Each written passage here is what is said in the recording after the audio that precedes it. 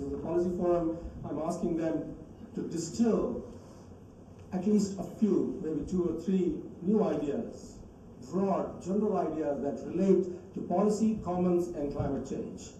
Share these with all of us. And after the panelists have made their opening statements, I would open the floor for a round of questions or comments. Again, this being a policy forum, I would urge questions or comments to be as broad in scope as the scope of the policy forum itself, as well as the opening statements and presentations from the panelists. We will take a round of questions. We will hand it back to the panelists, ask them to respond either individually or collectively to the comments that we have received. And also please feel free to make comments and not just ask questions, directed questions, to contribute to that conversation. And then the panelists will respond individually or collectively to the comments that have come from the audience. And we will hopefully have a back and forth in terms of conversation and the issues that come up. What I'm hoping is that by 6 p.m. we will be able to have at least 2 of these rounds. So opening statements, a round of questions, responses, another round of questions and responses. My sincere hope is that the conversations will not end at 6 p.m., but I will have to put an end because it has been a long day and some of us perhaps did not even get tea. In the light of time running away, I will stop here and I will ask the panelists to begin making opening statements. We have decided on a sequence that is largely random, starting with Gopal Kadekori, followed by William Sunderland, Veena Agarwal, A. Damodaran, and Jesse Ribot. And what I would also request the panelists when they come up and when they make their opening statements is spend a few seconds, if not up to a minute, to introduce themselves. Thank you very much. My name is Gopal Kadekori. I come from India. I live in a state called Karnataka. I was formerly director of an institution called Institute for Social and Economic Change. I discovered from Ashwini's communication that there are only 7 or 8 sentences that you can speak clearly because of my Indian accent to a large number of international audience. And I think that's the time I have. In his opening remarks, introduction, he said this panel is going to think differently or present something which they have been thinking differently. So that itself is a challenge. So I am just thinking now what is it we should be talking differently. Anyway, I think I must make the first statement that much of the commons that we are referring, whether it's a tank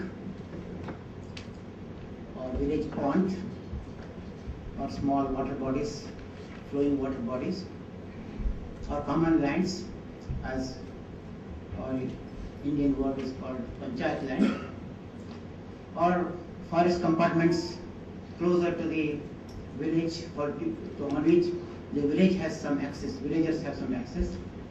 All these are to be called only local commons. I'm sure this debate is not going to be on any other commons, climate for example. That brings, or rather that shocks me in a way to think differently, because we all think globally on these matters. The global community around this table and in this conference, but we must and we have to act only at the local level. So it's a local action, but global thinking. My second statement, if I may be permitted to say, is the ecosystem services provided by the local commons are not at all being compensated. At best, in some situations, people with political power or other extra monetary powers, they may be able to grab the benefits or the gains of the local commons, be it water, be it access to the forest resources. But I think ecosystem services for the society, for the people, locals are not really being fully compensated for which they have been protecting them. However, referring to developing countries particularly, there has been enormous thinking on developing local level developmental institutions, not ecosystem institutions or institutions to manage the ecosystems, but developmental institutions. Because the process of development was, or rather is, focused on bringing livelihood, or rather, as our Honorable Indian Minister mentioned, the growth, 9% growth is required for people to rise above. So this developmental focus has taken many countries to decentralized local level governance, local level institutions to deliver developmental objectives, be that the electricity supply, be that the water, drinking water, be it road, or some minimum social services like health care, educational facilities, or nutritional care, or care for women and so on. But the role of this is my fourth statement, but the role of these development institutions have never taken any interest or they have least idea of dealing with local commons. I am referring to in Indian language an institution called panchayats. Under the Indian Constitution, we have an act under which local institutions do exist, and they do operate, they do function. There is a devolution of power, there is a devolution of financial resources, down all the way to the village. But these development institutions, under the Constitution of India, even though they have 29 functions or the activities to be performed, of which some of them have got to do with land, forest land, water, things like that, but they do not do. So the developmental institutions created at the grassroots level or the local level are not ecologically sound. In other words, similarly I can give examples of water user association, created only for those who have access to water or who need water. But this is not an institution meant for the community as a whole. Another example I can give you is access to forest through a system called Joint Forest Management, or another institution called Village Protection Committee, or the institution, which is not very legal but structured. But they also have behind them the political or some kind of social powers, because of which these are not really functioning as local institutions of governance. We need, therefore, very specialized system. This is my main statement, to deal with local commons, not in parallel with development institutions, but make the development institutions take a real through the constitutional forces, through thinking, social and political thinking differently, to internalize the pressures coming from common on account of lack of common property, ecosystem services. So local institutions have to be strengthened differently. Unfortunately, we have economic instruments. CDM is a classic example of economic global instrument, which is available. It's not accessible to local institutions. If you have studied the functioning of the CDM system globally as well as in Indian situation, not even 1% of the CDM CRs are allocated to anything to do with the local commons. They have to do with the fuel switching, they have to do with green technologies, they have to do with wind energy, alternative energies. Yes, they are all very interesting opportunities, but they are not functioning. So, how do we make CDM kind of institution available to the local governance institutions like the developmental institutions, for which you need a policy, legal policy, constitutional policy, to create a federation of local institutions. They will have to have power. So when they federate among themselves, they will have put, as you say, every drop and drop and drop added becomes a river. It becomes a powerful institution, and they will have enough to say in terms of stadium how much of CR they will have contributed. Whether it is water body improvement of water body, regenerating tanks, or the forest compartment reforestation, what is carbon sequestration, they can add, but at village level they will add up to a few tons. No CDM institution, no CDM writer is willing to take up that kind of challenge work. It is impossible because it's too small a unit of functioning. So we need a federation. Now, what kind of federation? I can think to begin with the Ministry of Rural Development as an institution. Add up all the CERs coming out of Gram Panchayats or the self-help groups contributions and make a joint claim against CDM, or create additional institutions or federations so that the local level institutions have enough financial resources, legal support to take up climate change issues. These are my statements. Thank you, sir.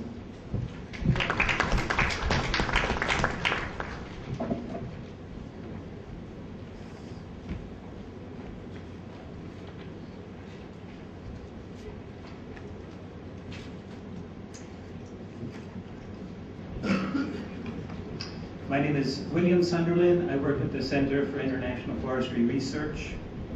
I was asked to speak for no more than 5 minutes. I will strive to meet that challenge, but forgive me in advance, I'm going to be rather telegraphic and take for granted a certain amount of knowledge about climate change and REDD. My comments are going to focus on climate change and REDD, as I am working in a global comparative study on REDD. The project as a whole works in 9 countries. The part I'm working on is working in 5 countries.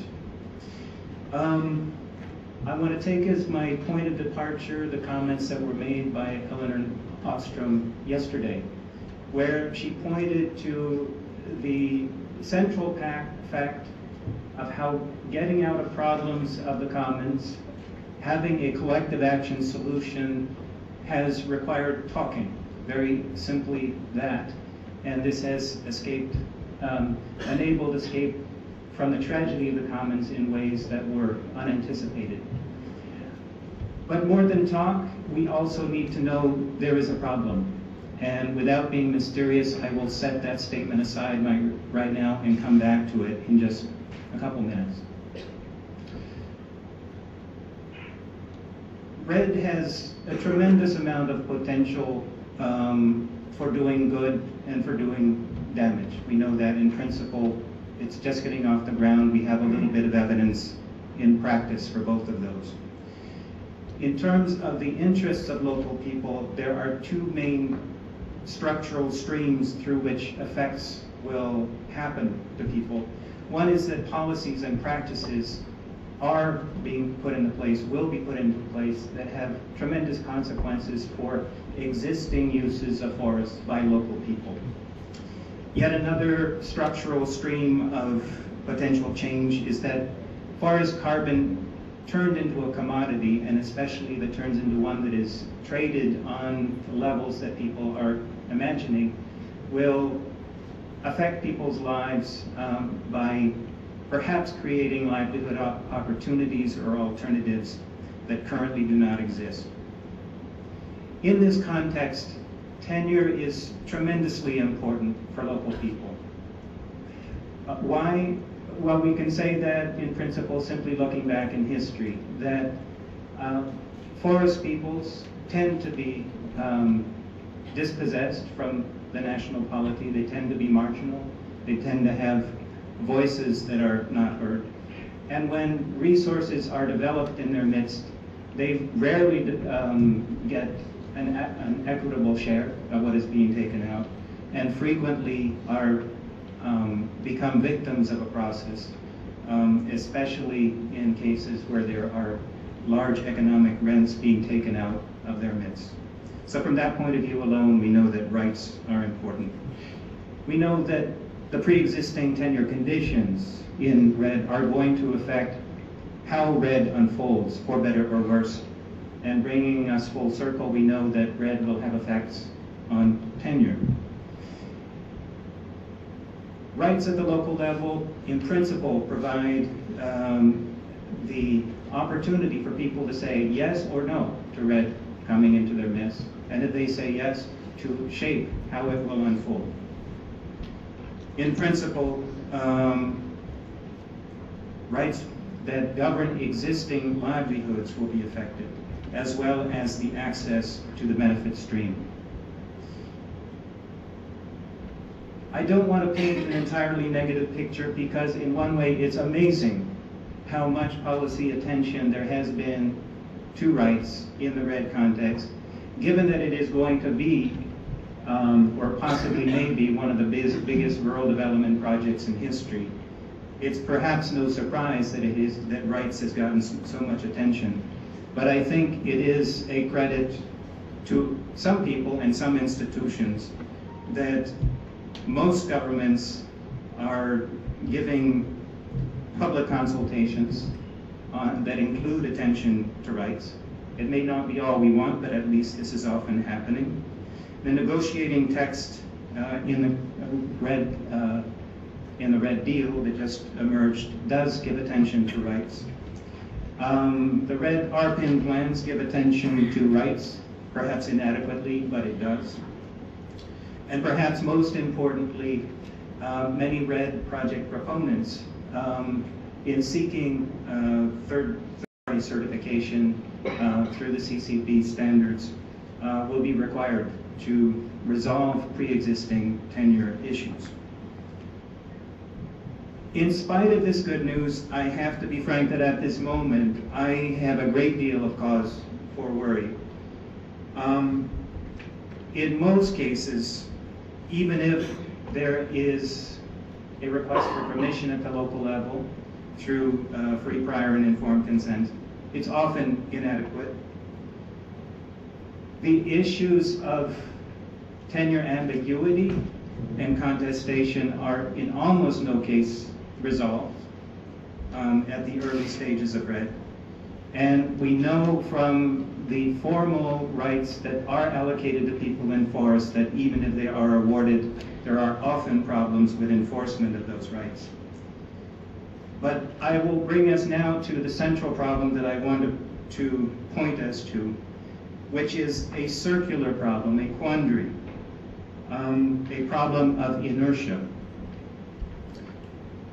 At many RED project sites, the proponents are not systematically educating people about climate change or about the details of the project that will unfold.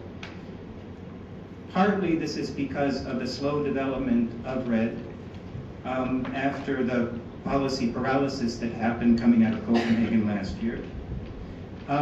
But I think in most cases it's because they are afraid, for partly good reasons, of raising expectations.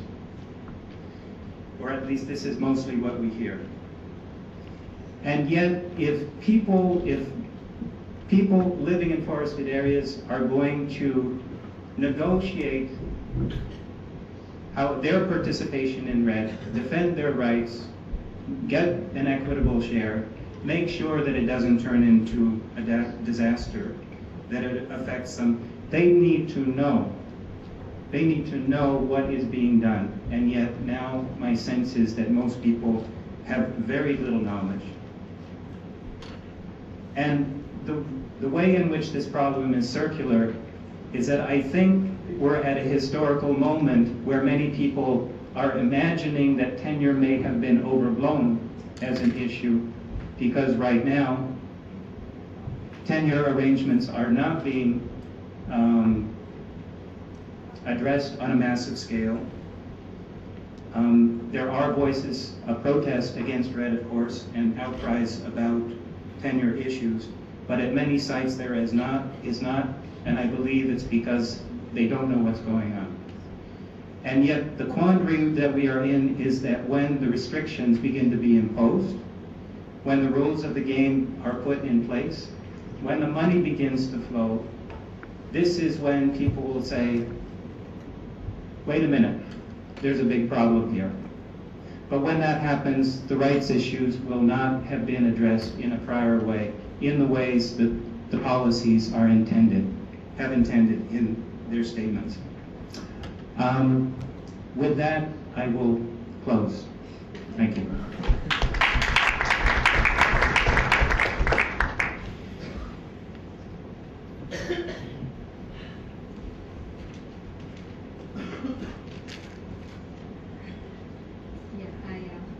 Thank you. I got inducted into this at lunchtime on the condition that I be allowed to be different. So here goes. What I'm going to argue is, I'm Beena Agarwal. I'm a professor of economics and the director of the Institute of Economic Growth. I did not name it and claim no responsibility for the title of the institution. What I'm going to argue is really is for the recreation of commons in unusual contexts. Now we know that one of the most important problems of climate change is food security, and 80% of farmers in South Asia, very large numbers of farmers across the developing world, are small farmers cultivating less than 2 hectares. The shortage of land, labor, skills, inputs, bargaining power, and peasant farming is par excellence individual privatized farming as it is conceptualized. The one time when it was conceptualized differently, which was under socialist collectivization, it was seen as disastrous, and since then there's been massive decollectivization. I'm going to argue, however, that we need to recreate or think of recreating commons even in farming communities. And I feel this is very important because without some sort of collectivities, I call it collectivities to separate them from cooperatives, collectivization, collectives, the whole historic baggage. And what I have in mind is farmers, small farmers coming together, bottom up, voluntarily, relatively homogeneous, participative in decision making, egalitarian in distribution, and with mechanisms, local mechanisms for stemming free riding. So in a form, you have a set of principles which we know do work for other kinds of commons. This is very different from, by the way, socialist collectivization, which was top-down, very large-scale, coercive, non-participative, and so on. And I feel this is important because a lot of things in climate change, whether we're talking about adaptation or mitigation, require a number of various sorts of measures. Some of those measures that we're familiar with, for instance, soil conservation measures. We can talk about rainwater harvesting systems. We can talk about smaller systems for dealing with water shortages, etc. What we also know is that apart from the fact that farmers are small and increasingly becoming smaller, is that we have a demographic shift and you have a feminization of agriculture taking place. So in fact, added on to existing vulnerabilities, you have increasing vulnerabilities. And the difficulty to absorb at an individual farming level, if you're half an acre, 1 acre, 1 hectare farmer, any kinds of inputs which governments might provide in terms of infrastructure. So what am I arguing? I'm arguing two things. At a minimum, I'm suggesting that we have collective approaches, and we propose much more collective approaches for farmers to invest. And this could be investment in water, there could be investment in a variety of other measures. This is not esoteric. In fact, historically, if you go back, you'll find examples. I found examples going back a couple of 100 years where farmers in Indian Punjab, jointly 3 or 4 farmers got together to invest in groundwater. And today also, 10 years ago when I was doing field work in Rajasthan, which is semi-arid, I found very interesting. I think I have time. It's very interesting. I asked this group of farmers, well, you know, how much land do you cultivate? And somebody said half an acre, 1 hectare. I said, how much is irrigated? They said 100%. I said, how is it possible? So one of them said, for instance, I have 3 fragments in 3 parts of this village. I've invested with 8 farmers each in 3 parts of the village, so I own 3/8 of a tube well. And so that's a form of a collective. However, since we're running out of time, what I want to suggest, however, that we need to move further and take a leap and talk about pooling land in bottom up. Encourage in some ways forming of commons pooling land for joint cultivation. Now there are many examples, and I'll give you 3 where this is being done successfully. One is in the transition economies. There are increasing evidence to show that after the 1980s decollectivization, when farm families had options of going individual, many of them chose not to. They actually came together with other families, 3 or 4 families, up to 15 families, to jointly pool their land and cultivate. You can find these examples in Nicaragua, in East Germany, in Kyrgyzstan, in Romania. I'm sure in other places, but those are the case studies that I know of. And recent research shows in a fairly robust way that the productivity, the profitability, the sustainability of these farming enterprises is better than on individual family farms of equivalent size. The second example is actually in Andhra Pradesh. Maybe some of you will be visiting the Deccan Development Society. Been writing about that for many years. There's a women's farming groups who either purchase land jointly or lease in land jointly, and have been farming since 1989. And if you talk to the women, they're doing organic farming, and they're much more sustainable than other examples that you would find. There are other examples I can get to in question. And the third, and I'll finish with that, is an example I came across recently, where in the Indian Punjab, which is the richest part of the country in terms of farming, you have male farmers coming together because they want to take, pooling their land to take advantage of facilities for cold storage, which it is much more economical to do. So basically you have examples from extreme subsistence, rain-fed, to the other. And I feel all these examples are important, and any measures, what they actually tell us, and what also drawing on the literature on the commons and cooperation that Ellen Ostrom and others, and all of you have put together, is that people can cooperate. That we know. And trust and reciprocity we can build on. Why don't we take a leap and create commons in spaces where we haven't done so far? Thanks. I work as a professor at the Indian Institute of Management, Bangalore. I flag a few points which partly come out of my research, partly inspired by criticisms. The first point is the issue of climate change and the commons is very commonly related to, as Mr. Sunderland mentioned, to REDD, red. And one gets to see red in red for the only reason that red is something which is project driven and is supposed to be top-down approaches. Red will be soon based on monitoring and verification by a centralized agency. So red stands for everything that Professor Biennial said we should not be standing for. Collectivist initiative to drive the commons, spontaneous collectivity, that's the impression, not the forced collectivization drive of Stalin. So red can be Stalinistic without sounding so. Now let me take a look at where red is failing to mention, the discourse on red is failing to mention, what are the points that the discourse on red is failing to mention. Sustainable livelihoods, absolutely nothing is discussed in the red details. Sustainable risk management, nothing is discussed in the red. And when I am talking of these two terms, I am talking of small and marginal and landless labor. I am not talking of the well-to-do farmers. Now, in my view, these are two fatal omissions in the red debate. And this is not likely to be accepted by countries like India and China.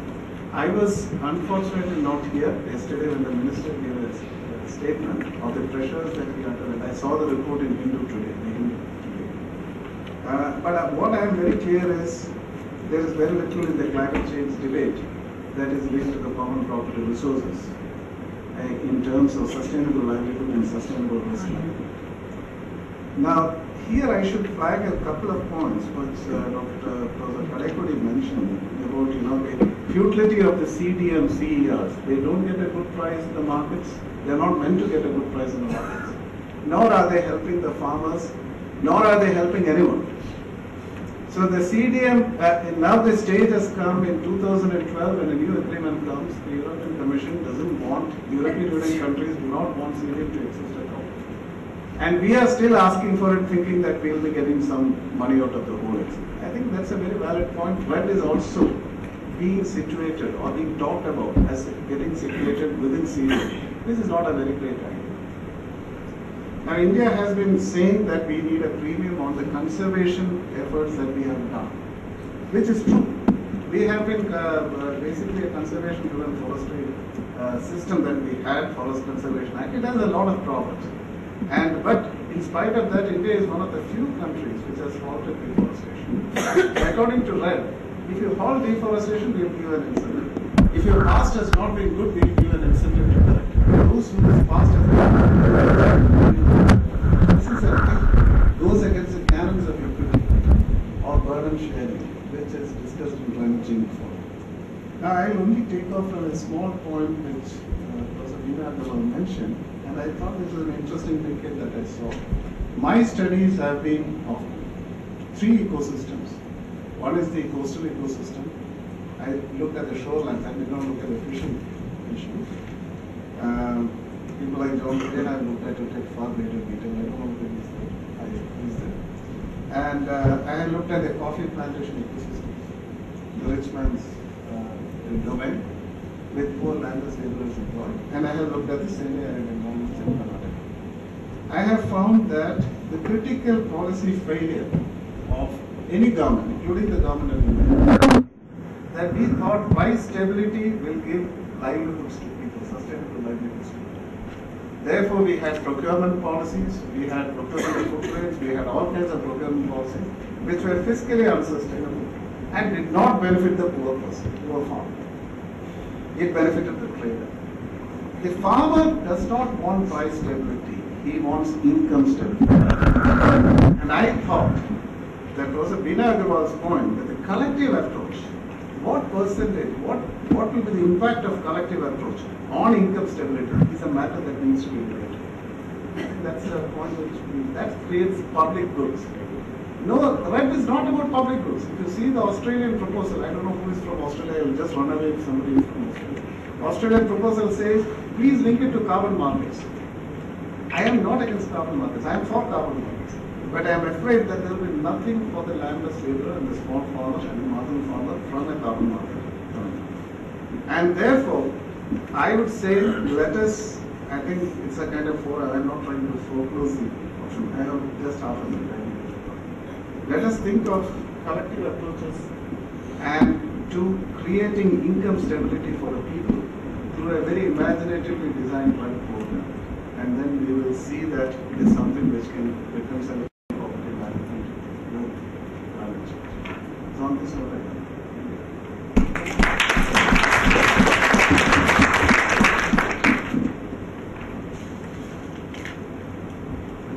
Hi, I am Jesse Ribot, and I am now at the University of Illinois in the Department of Geography, and I run something called the Social Dimensions of Environmental Policy Initiative at the University of Illinois, where we try and essentially bring the social sciences to bear in multiple ways on issues of environment, environmental change, but environmental policy as well, and how that ends up affecting people.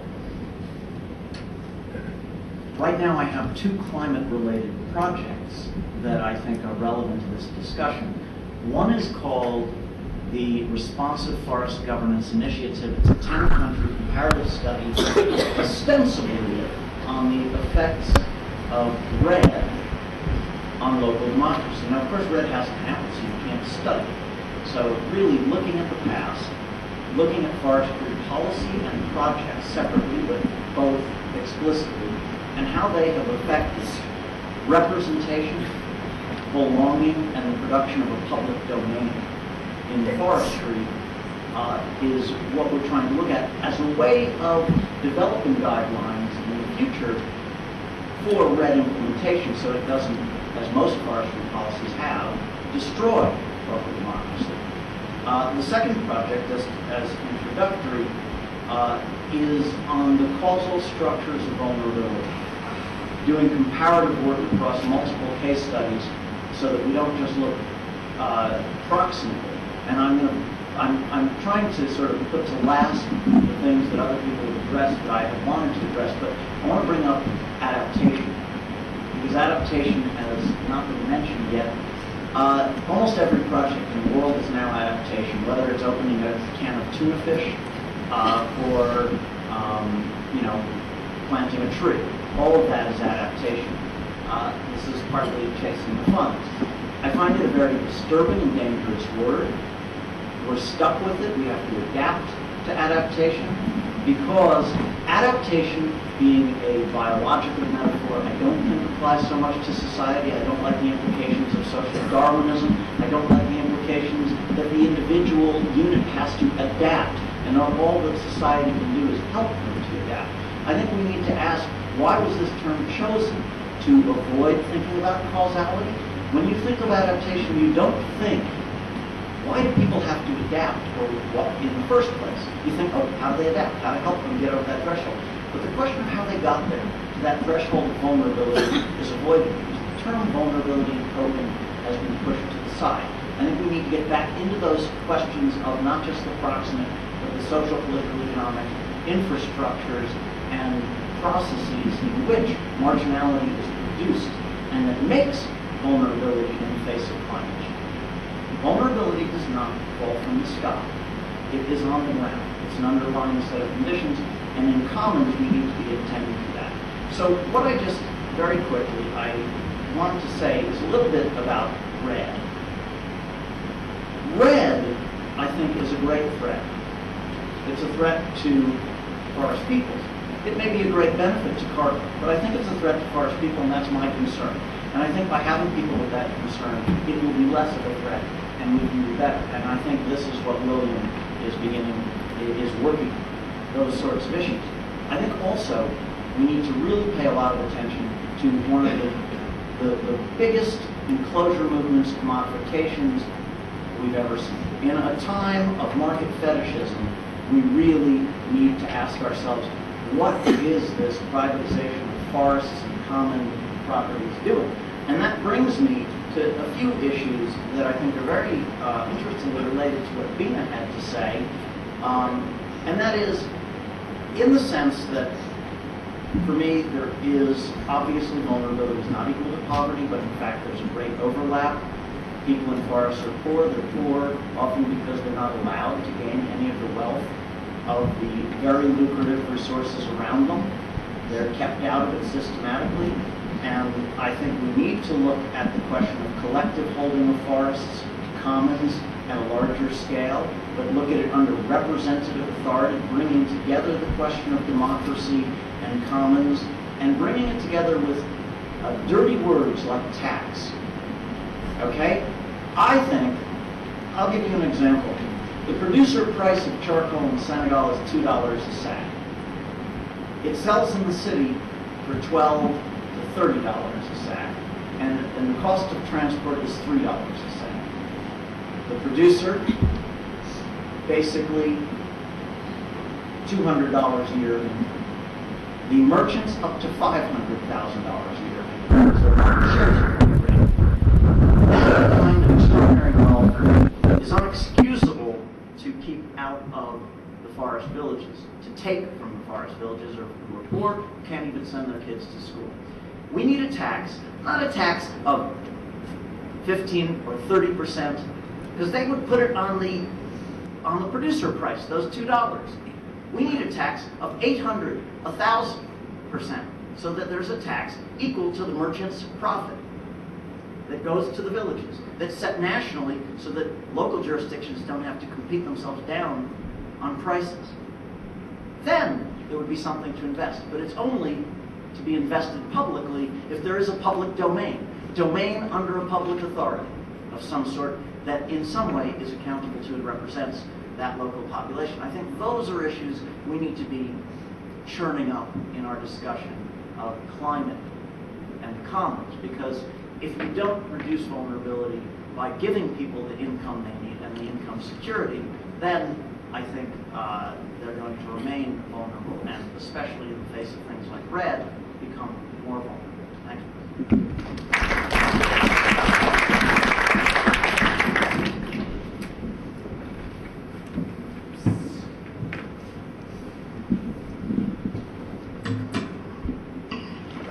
After a series of excellent presentations, what I would like to do is take a set of questions. I'm sure there will be many. If you raise your hand and I catch your eye, I will try to distribute questions as much as I can. And after I have had a few, I will stop and hand it over back to the panelists. While you ask your question or make your comment, it doesn't have to be a question at all. Please feel free to share any comments that you may have. Please remember that the panelists themselves had only 5 minutes, so the shorter you keep it, the more comments that we will be able to get in. Okay.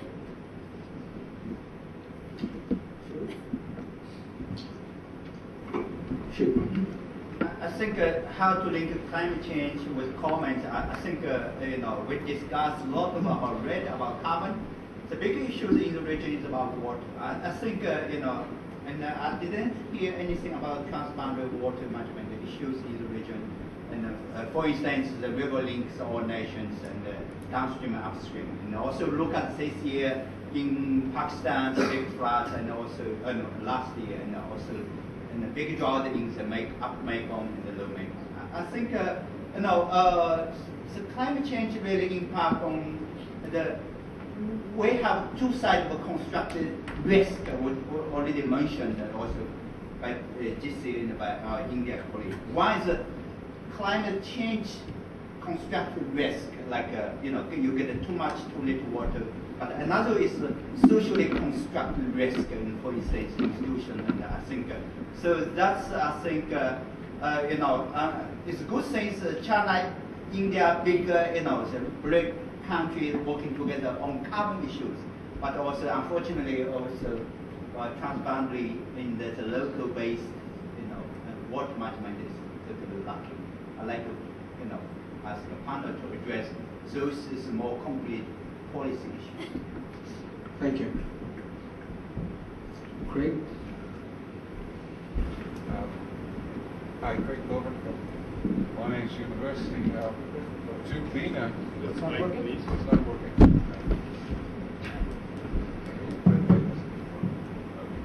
A question to Bina.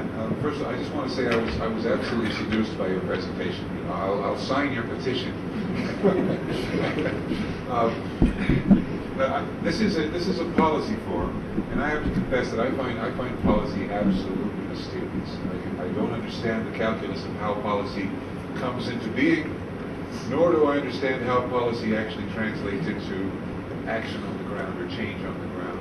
I find this absolutely mysterious. But I would like to question you about if we want to enable and encourage the kind of collectivities that you were talking about, what would a government policy at various levels, at a local, a state, and a national level, what would you imagine that would look like?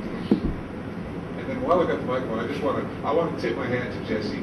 Thank you for mentioning tax. I'm surprised that we've gotten to the end of the second day of the conference before somebody finally mentioned that dirty word. Thank you for bringing that in. Any others? Good.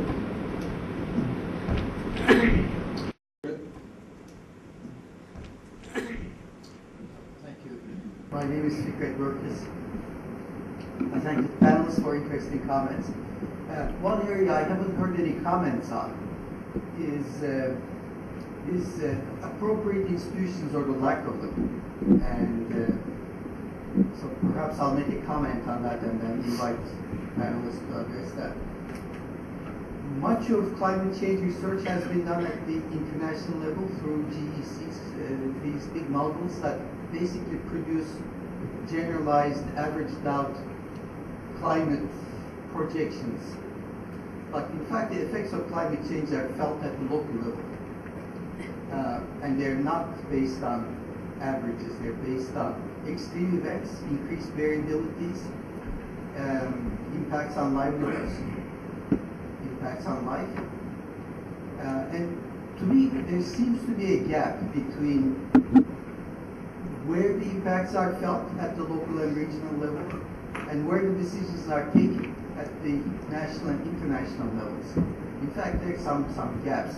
A bunch of my residence colleagues did a study on international institutions that look at environmental change. And what they found was basically an institutional gap.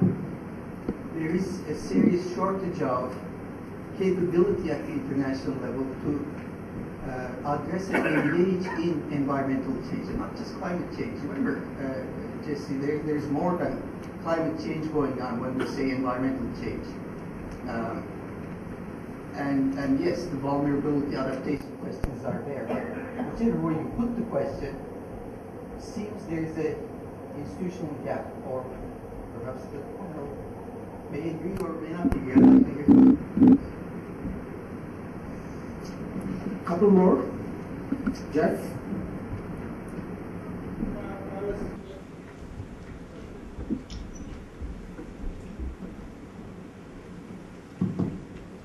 I'm used to talking to trees, so normally I can be heard. I just wonder whether the panelists have thought about a bigger systemic change that's needed. I mean, we talk about growth and we throw these things out, but if we look at the kind of deep-rooted cause behind these issues, it's the entire kind of the unassailable construct of the global economic system that we have right now.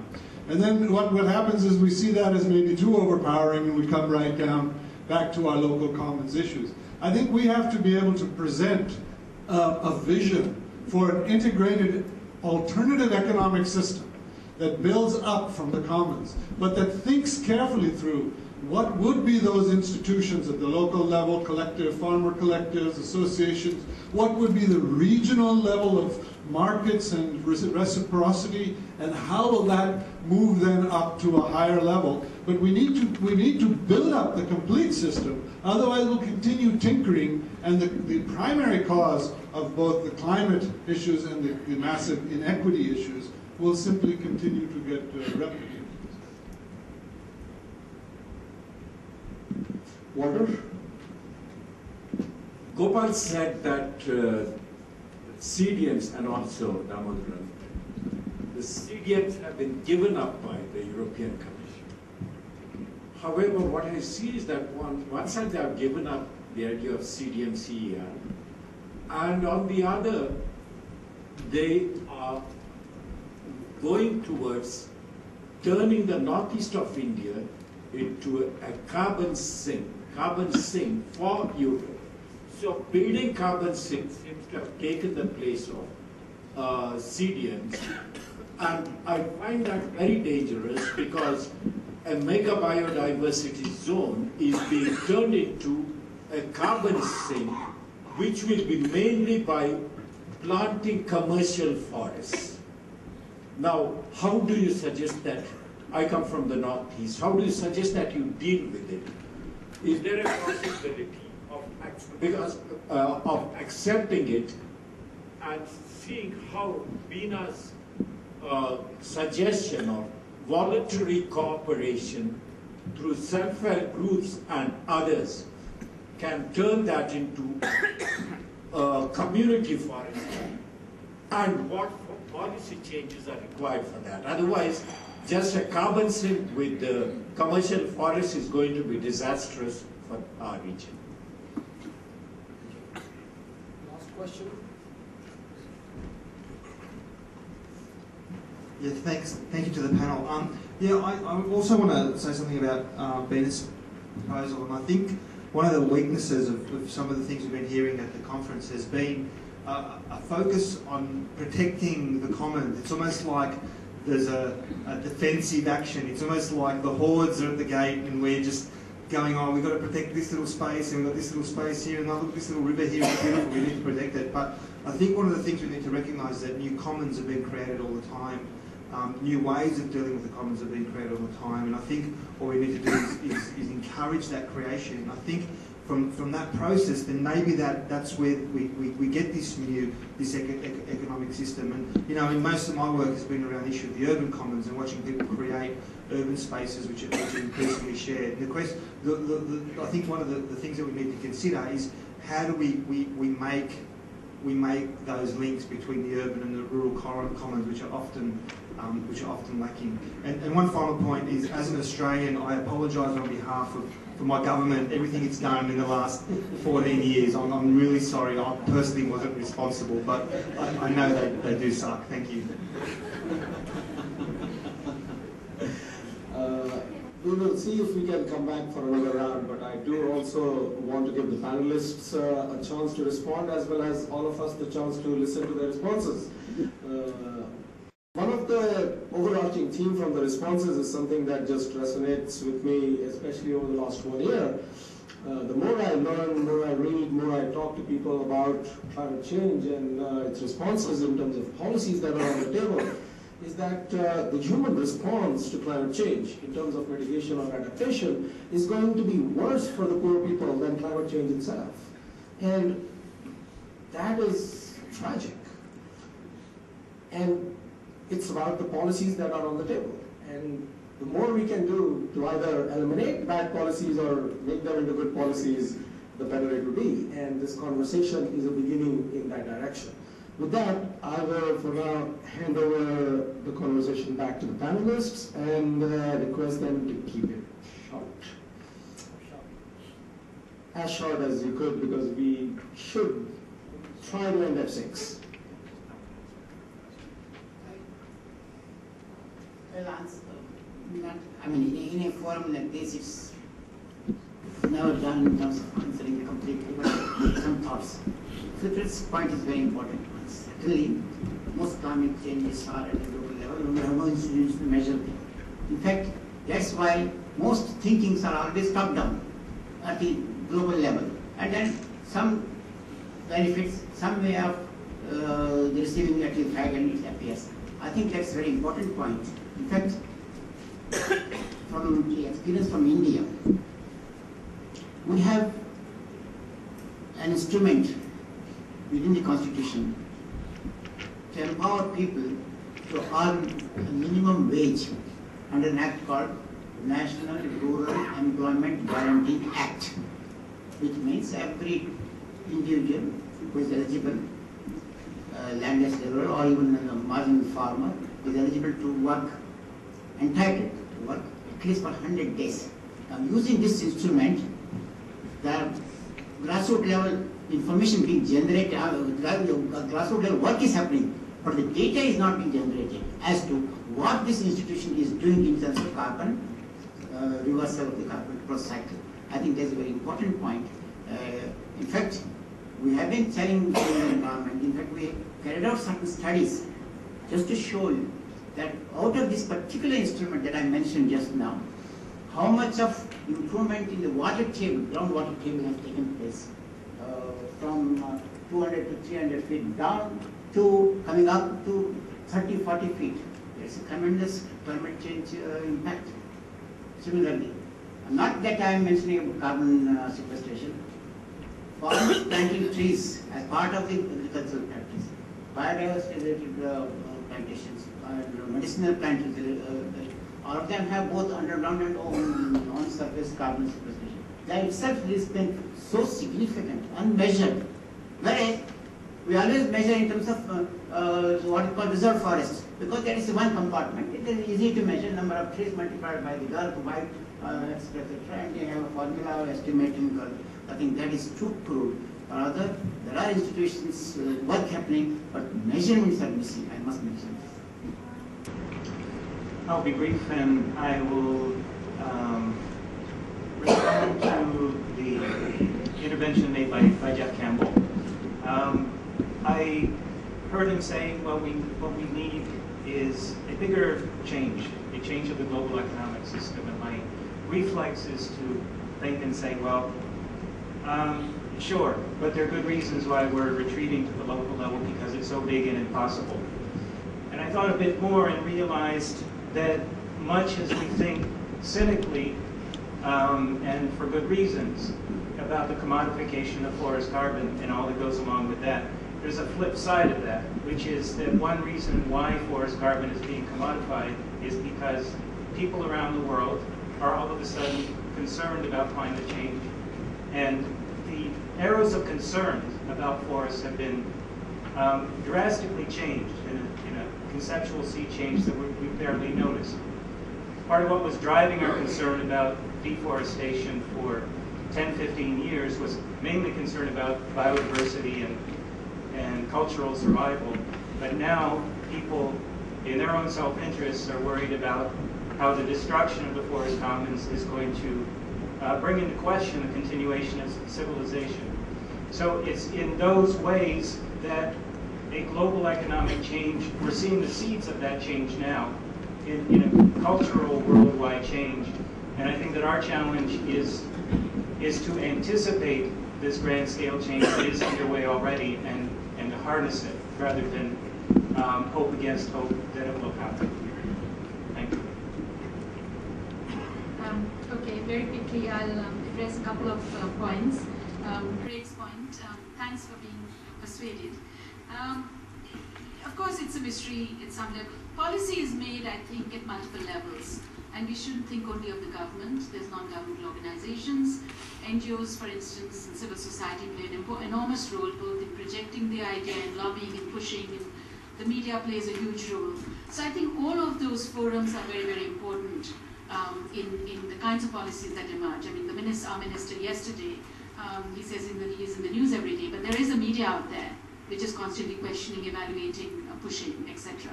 So I think ideas therefore have power because policy is made in multiple forums, including civil society. In terms of governments, on the very specific question of how do we promote collectivities, one is just taking the idea that we think too much of an individual, we create rights individually. There is a very individual-oriented approach, even when you're demanding rights for communities, you're saying, one piece of land, it must be legalized. Why don't we think of creating for a group when land is transferred, for instance, create a land trust where communities, vulnerable communities, have collective rights over that and can't be alienated because nobody can push them and insist that they sell it off, etc., etc. That also protects you, because if you have a collective right, then it means that some large corporate that comes along can't pressure one little farmer here and there to sell off. They have to deal with the entire group. And so it gives you enormous bargaining power. So that's, governments can do that by saying, okay, we're going to transfer to groups. In the case of the Deccan Development Society, actually, the Andhra Pradesh government did something very, very simple. They said, we are going to give subsidized credit, a grant and credit scheme, 20 years, half grant, half subsidized credit, if Dalit women form a group and want to purchase land. So you have to be Dalit, landless, and you form a group. And the NGO, local NGO, of course, did provide support and motivated it. So I'm saying there are multiple ways by which we can think about it. I mean, what we see is bargaining happening. At the local level, at the medium level, over resources, over policy structures, everything. And the choices that we have is whose side are we on in terms of the bargaining that we're going to see around us. And sometimes institutions, the collectivities I talked about, or the federations, like Nepal has an all-country federation. It's the only country in the world where you have 14,000 forest user groups in a federation. And it's democratic, and they played a huge role in the democratic movement, and they bargain with the government on people's rights, and they go to climate change forums. we can build institutions of that sort. There are many examples, but I think ultimately the choices are, I would be so pessimistic, Walter. Social movements, we're just too aware. I don't think governments can now come and say we're going to just plant eucalyptus. I think it seems to me the debate has moved much beyond that.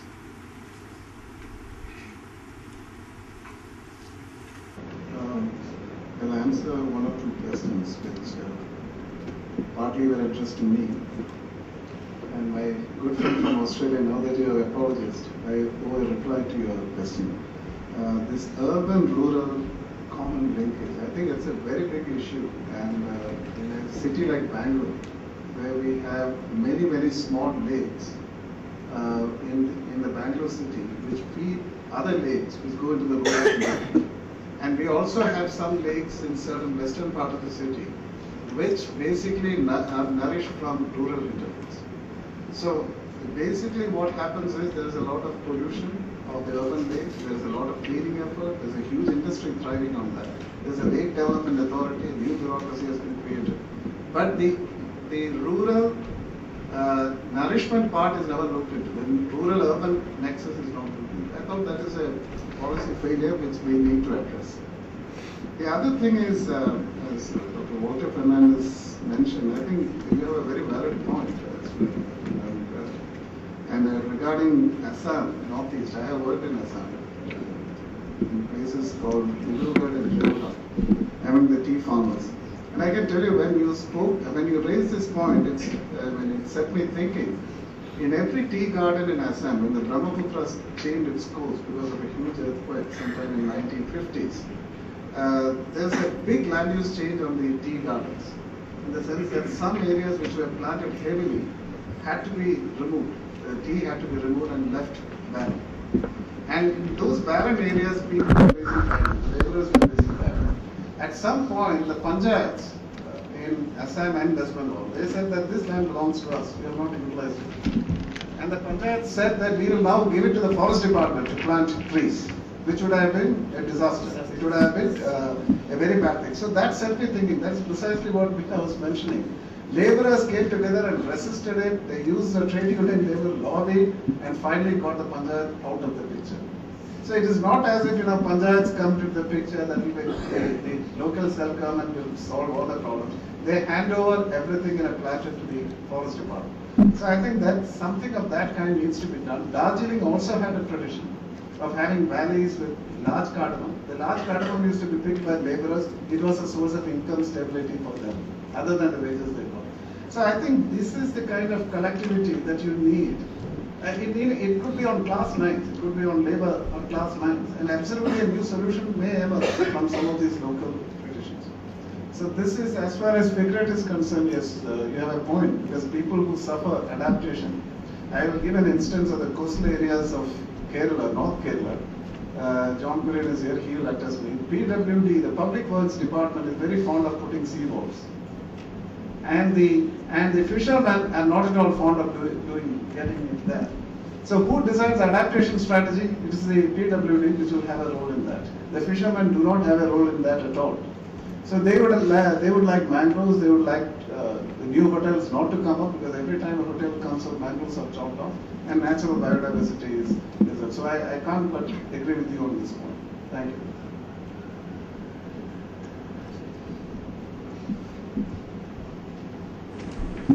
I'm still mulling over the evil role of the panchayat in the forest. I think you still can't simply leave common management of all sorts to self-organizing social movements and groups. I think representation is extremely important in this formula, and that in a lot of places you see a pluralism, many institutions without representation, without representative authorities, and they tend to be formula for elite capture. And so I think, depending on where you are in histories of social organization, you have to try and think through whether or not you want to be getting the elected, democratically elected, often authorities out of the picture. It's I think, a questionable move. I wanted to just respond, though, to Fikret and Jeff's questions. I'm not sure that I understood it as you did, but the question of multiple scales of institutions that affect people's well-being. I'm not worried, by the way, about the cause of the carbon question, because that's in New Jersey and Chicago and Rome and all kinds of places around the world. And I'm not going to advocate that we pay New Jersey drivers to drive less. I mean, I actually think it's equally absurd as paying forest people to cut less. In fact, maybe it would be more effective to pay the New Jersey drivers. But on the question of institutions and vulnerability, I think there's a multi-scale question that we have not really resolved. Causality of vulnerability happens at multiple scales. It may have happened 20 years ago when a particular line was drawn or a boundary, a border. It may happen when something's turned into a reserve and people turn from hunters into poachers. It may happen when categories of belonging are shifted and some people are allowed into markets and others are not. It may happen when permits and quotas and licenses and forestry rotations are implemented that give privileges to some people and do not. But we have to look at the moments when people are on the verge of or have been in a crisis and explain that by tracing out chains of causality through time and space. And we need to trace them to various scales of social, economic, political, institutional organization at which the policies and practices that produce the marginalities associated with vulnerability are created. And I think those are the multiple scales we need to be identifying. And I think that for me, the idea of climate change itself, as Ashwini has just said, it's minor in many ways compared to even the policies to correct it. One statistic that I saw, and I think it was an NSF study about 8 years ago, 1 in 600 easily preventable deaths are caused by climate-related incidents. If I'm a policymaker in Africa, the last thing I'm going to be dealing with is climate change. And so I think we've got to put this in perspective in some way and think about what we care about, which is human well-being. And those people who are going to be affected by climate change in some way or another, where that stress will push them over a threshold, we have to ask why they're on that threshold and understand the institutional arrangements that put them there. Thank you very much. I'm afraid my sincere hope for a second round of questions is not going to be. One is about the larger commons that brings us here every couple of years, the International Association for the Study of the Commons. We are going to have a membership meeting at 6:30 in the auditorium in the main conference venue. And I urge as many of you to attend the membership meeting as possible because it is the right thing to do, but also because there is a very nice surprise at the end of that meeting, or even I think towards the middle of that meeting, which is the venue of the next meeting, which I am not telling you right now.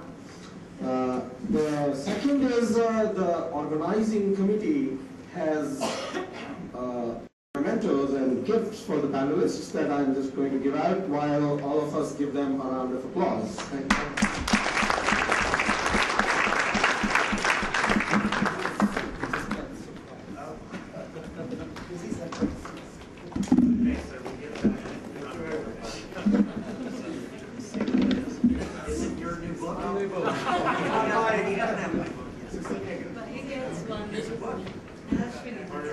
Oh, that's fine. Thank you very much. I get one too. Oh, there's another announcement. The organizing committee will be glad to assist you if you have any issues related to registrations, medical emergencies, instances of sexual harassment, or misbehavior. And there are a couple of names and numbers here. Would you like me to? We put them up later. Yeah, so there will be announcements and posters with this information around venues of the conference. So I will call this policy forum to a close. Thank you very much for being patient. We started late and we ended up.